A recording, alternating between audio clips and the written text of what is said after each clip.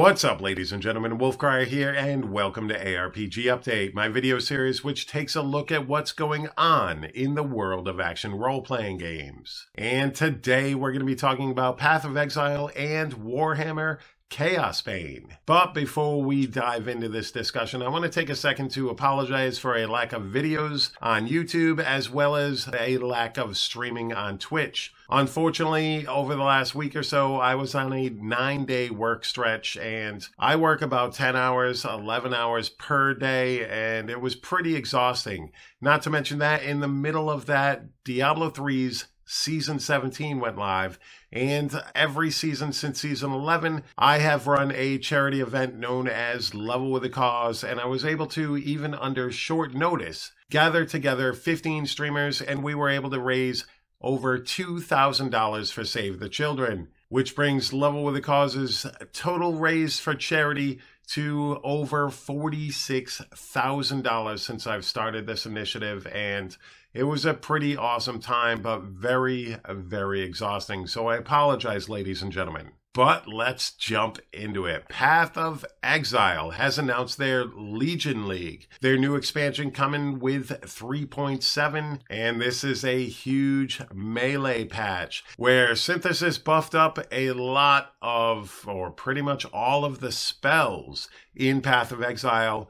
Legion will be doing the same thing for melee combat. Not only with buffs to certain skills, but fleshing out how melee works in general. All melee skills will be able to attack multiple enemies at the same time and overall improve the general performance of melee skills. Not only that, but movement skills are also getting updated, and all movement skills will be instant cast, no more wind up, no more waiting for your movement abilities to go off, and every class will have a movement ability by level 4 just to be able to dodge out of the way of certain attacks. Not all of these will be meant for getting around the map very quickly, but they will all be usable for getting out of danger should you need it. Which brings up the fact that they are also changing the way bosses work, especially early game. There will be more notification, if you will, when a boss is going to do a move. Therefore, it will be telegraphed and you'll be able to move out of the way by either using a movement ability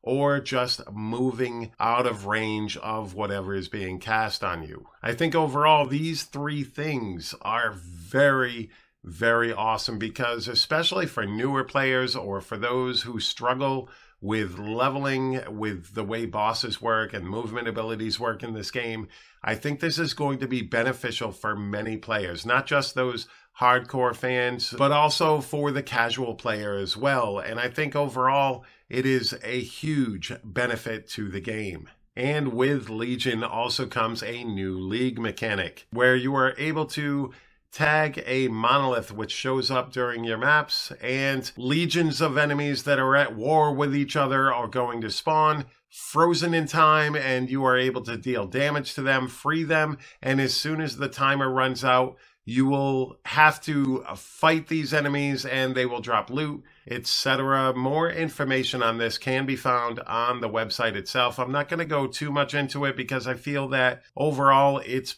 pretty much been said, but I do really enjoy this mechanic. I think that Synthesis was okay, but I think it was too mechanic heavy. There was too much to do in Synthesis, and I think it took away from the game's total experience. Hopefully, stuff from Synthesis makes its way back into the game, but this mechanic makes me think of something like Breach, where you're able to continue with your mapping or continue leveling, and it's all just part of the process.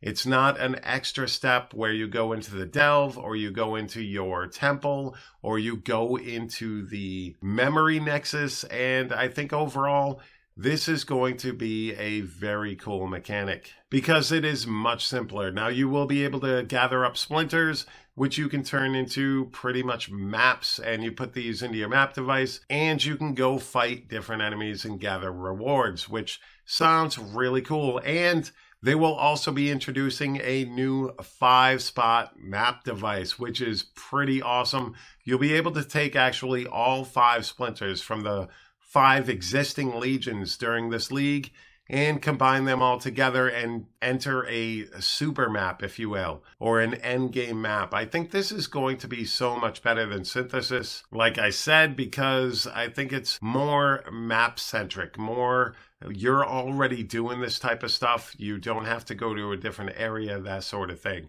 Now, full patch notes will be available on June 4th, so be sure to check out the website then. I will also hopefully be doing a video regarding the patch notes when those go live, so feel free to give this channel a sub if you so desire, and I will have that information coming out to you guys. Now, let's talk about Warhammer Chaosbane. Warhammer Chaosbane will be coming out on May 31st, this Friday, for Digital Deluxe and Magnus Edition.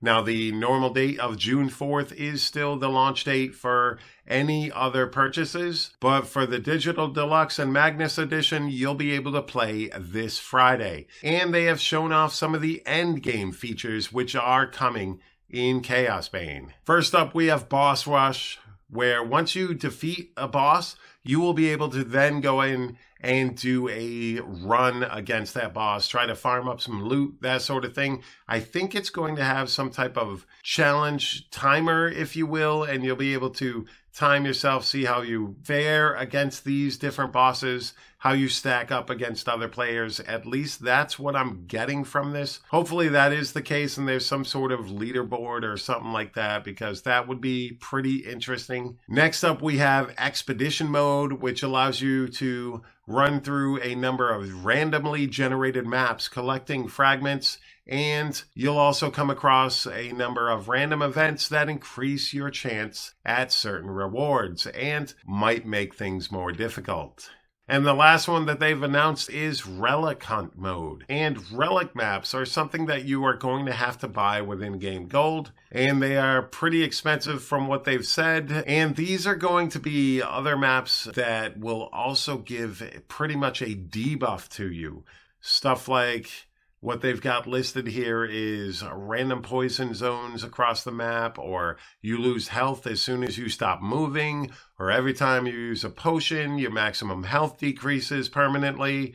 Every time you take damage, your armor decreases permanently, and when enemies drop to low life, they become invulnerable for a few seconds. And overall, I think this is a very different way to challenge players. I can't wait to see what these type of endgame systems look like in the game itself, because I will be checking these out for sure. Hopefully, I'll be doing some videos on Chaosbane coming forth in the future on this channel, so definitely stay tuned for that as well. But one last thing we're going to touch on is the Season Pass DLC.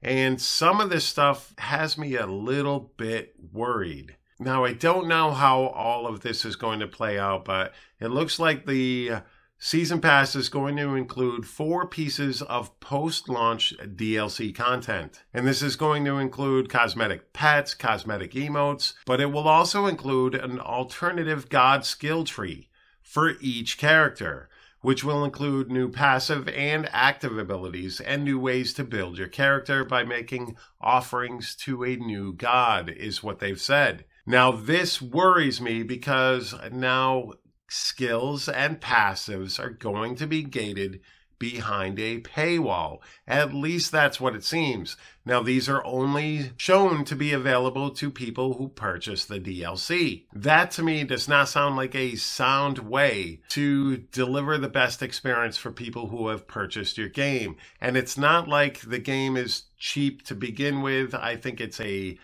$50 game just for the base price. So I think that concealing skills and passives behind another paywall on top of a $50 game, I guess it's going to have to depend on how much is in the original game once that launches, because that's pretty huge. That's something that, depending on how powerful these abilities are, this could be game-changing, and you'd be locked behind it because you only spent $50 on the game instead of $80, and I'm just not sold on that yet. We'll have to see how that plays out. And with the DLC, there will also be an entire new act coming to the game, new location, new enemies, new story, etc.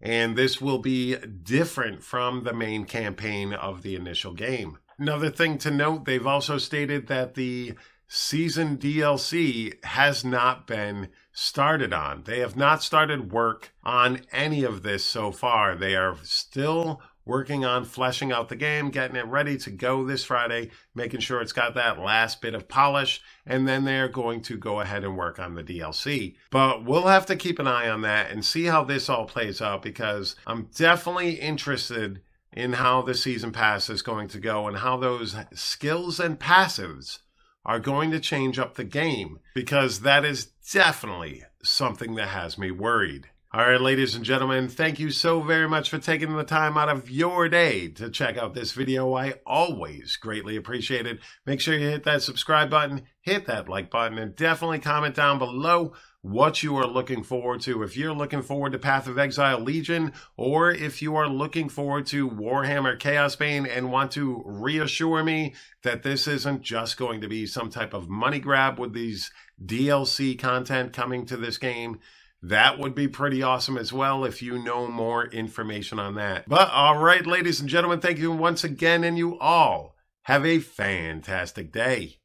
Peace.